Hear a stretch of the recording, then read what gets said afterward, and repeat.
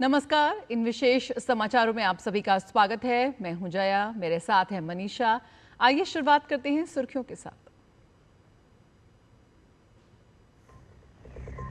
Cyprus में प्रधानमंत्री नरेंद्र मोदी का गर्मजोशी से स्वागत।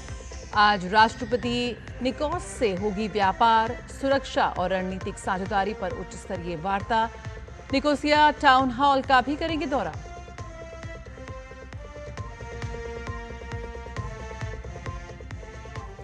भारत साइप्रस सीईओ फोरम में प्रधानमंत्री नरेंद्र मोदी का बयान।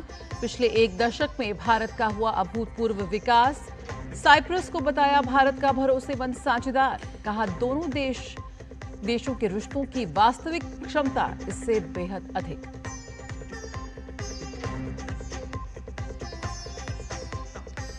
आज जारी होगी देश में जनगणना कराने की अधिसूचना। इस बार जाति गणना भी होगी शामिल। मोबाइल एप्लीकेशन के इस्तेमाल से डिजिटल माध्यम से होगी जनगणना।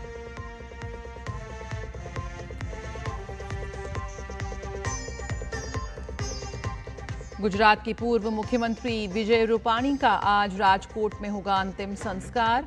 गुजरात में एक दिन का राजकीय शोक।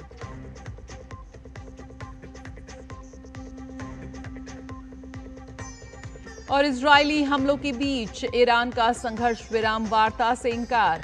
वहीं ट्रंप ने ईरान के सर्वोच्च नेता को निशाना बनाने की इजरायली योजना पर लगाया वीटो। जर्मन चांसलर को उम्मीद G7 बैठक में निकल सकता है कुछ हल।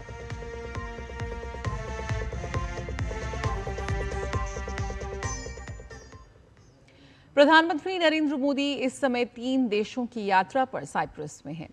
2 दशक से भी अधिक समय में किसी भारतीय प्रधानमंत्री की ये पहली साइप्रस यात्रा है। पीएम का आज राष्ट्रपति भवन में औपचारिक स्वागत होगा। इसके बाद राष्ट्रपति निकोस के साथ पीएम की उच्च स्तरीय वार्ता होगी, जिसमें व्यापार, निवेश, शिक्षा, डिजिटल सहयोग और क्षेत्रीय सुरक्षा जैसे प्रमुख क्षेत्र शामिल होंगे।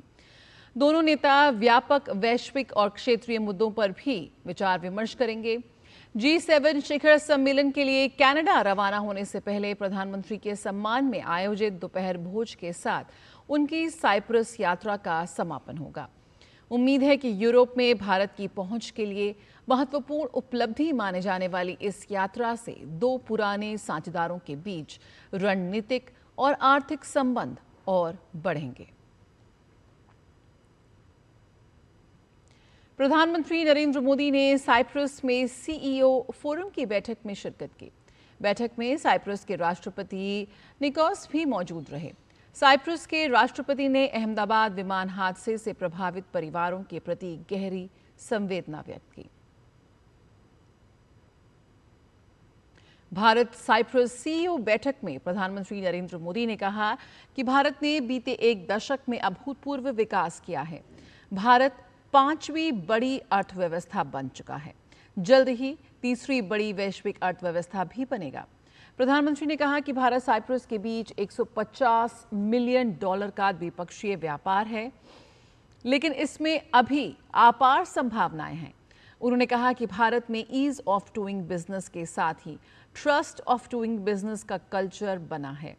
प्रधानमंत्री ने कहा कि जीएसटी और कानून में सुधारों के लागू होने, मैन्युफैक्चरिंग में तेजी से प्रगति करने और तेजी से बढ़ते स्टार्टअप ने भारत की अर्थव्यवस्था को नई गति दी है।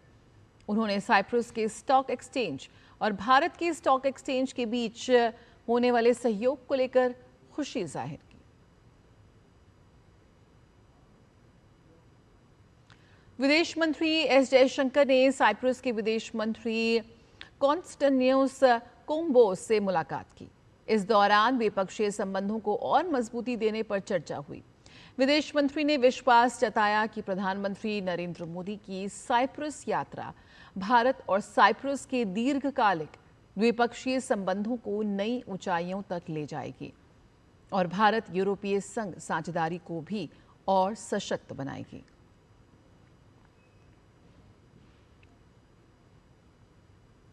पीएम आज साइप्रस की यात्रा पूरी करने के बाद कनाडा के लिए रवाना हो जाएंगे। वहां G7 शिखर सम्मेलन में पीएम शामिल होंगे। पीएम की इस सम्मेलन में ये लगातार 6ठी भागीदारी होगी। पीएम G7 देशों सहित आमंत्रित देशों के नेताओं और वैश्विक संगठनों के शीर्ष अधिकारियों के साथ वैश्विक मुद्दों पर चर्चा करेंगे। वहां पीएम की कई द्विपक्षीय बैठकें होंगी।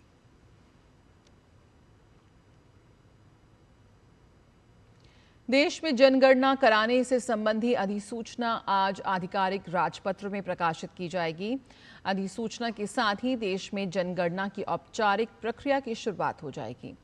इस जनगणना में जाति की गणना भी की जाएगी। जनगणना की ये प्रक्रिया 2 चरणों में पूरी होगी। पहला चरण 1 फरवरी 2027 तक पूरा किया जाएगा, जबकि दूसरा और अंतिम चरण फरवरी 2027 के अंत तक संपन्न होगा। जनगणना की प्रक्रिया पहाड़ी और बर्फीले राज्यों जैसे हिमाचल और उत्तराखंड और केंद्र शासित प्रदेश लद्दाख और जम्मू कश्मीर में अक्टूबर 2026 से शुरू होगी। पहले चरण में मकान सूचीकरण और मकानों की गणना की जाएगी। जनगणना के दौरान लोगों की जाति भी पूछी जाएगी।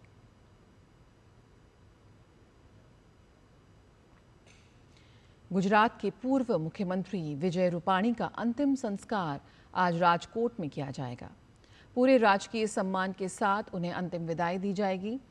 12 जून को अहमदाबाद से लंदन जाते हुए एयर इंडिया के विमान हादसे में मारे गए 241 लोगों की सूची में विजय रूपाणी का भी नाम था।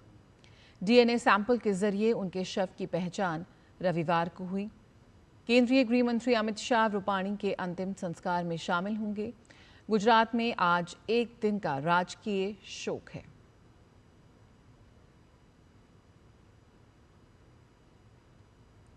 ईरान में इजरायली हमलों में कम से कम 406 लोग मारे गए हैं और 650 से अधिक घायल हुए हैं। दोनों देशों की सेनाओं ने विरोधी पक्ष के नागरिकों से आगे के हमलों के प्रति सावधानी बरतने का आग्रह किया है। इस बीच ईरान ने मध्यस्थ कतर और ओमान से कह दिया है कि वो अमेरिका के साथ संघर्ष विराम पर बातचीत करने के लिए तैयार नहीं है। और ताज़ा माहौल में अमेरिकी राष्ट्रपति डोनाल्ड ट्रंप ने इजरायल की उस योजना पर वीटो लगा दिया है जिसमें ईरान के सर्वोच्च नेता आयतुल्ला अली खामनेई की हत्या की साजिश रची गई थी। एक वरिष्ठ अमेरिकी अधिकारी ने कहा कि ईरानियों ने अभी तक किसी भी अमेरिका को नहीं मारा है। जब तक ऐसा नहीं होता, हम ईरान के राजनीतिक नेतृत्व को निशाना बनाने की बात भी नहीं करेंगे। अमेरिकी राष्ट्रपति डोनाल्ड ट्रंप ने उम्मीद जताई कि दोनों देशों के बीच संघर्ष विराम हो सकता है। कनाडा में G7 समिट के लिए रवाना होने से पहले उन्होंने मीडिया से कहा कि अमेरिका इजरायल का समर्थन करता है।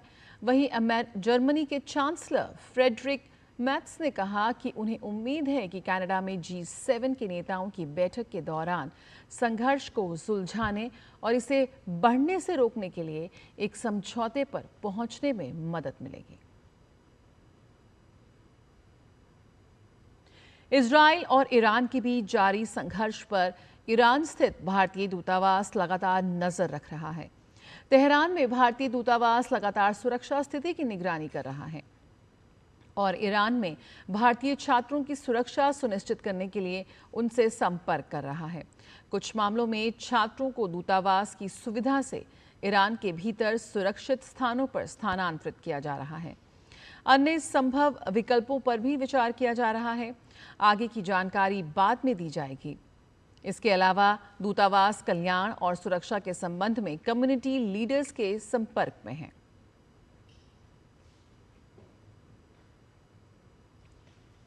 महाराष्ट्र के पुणे जिले में कल इंद्रायणी नदी पर एक पुराना पुल ढह जाने से उफनती नदी में गिरने से कम 4 लोगों की मौत हो गई है।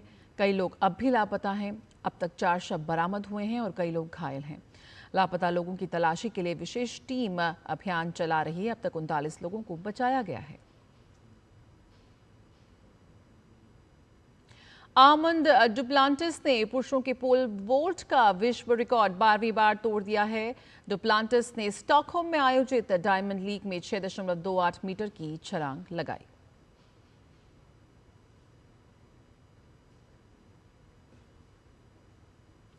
इन विशेष समाचारों में फिलहाल इतना ही। मुझे और मनीषा को दीजिए इजाजत। नमस्कार।